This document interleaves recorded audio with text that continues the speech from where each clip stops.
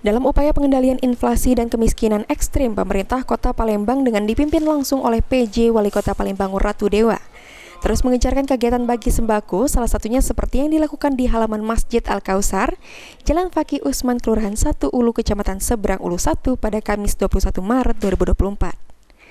PJ Wali Kota Palembang Ratu Dewa mengatakan, kegiatan ini bertujuan menurunkan angka kemiskinan ekstrim di Palembang. Sebelumnya, angka kemiskinan ekstrim di Palembang mencapai 10,48%. Namun dengan berbagai upaya yang dilakukan, kini turun ke angka 10,22%.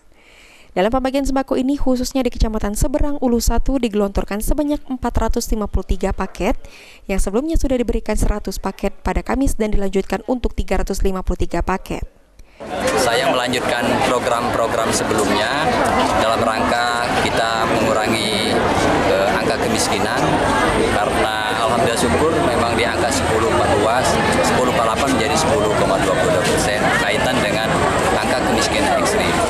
Tetapi dari jumlah totalnya khusus di Kecamatan Seberang Ulu 1 berjumlah 453. Yang sebelumnya 100, hari ini kita bagikan 353.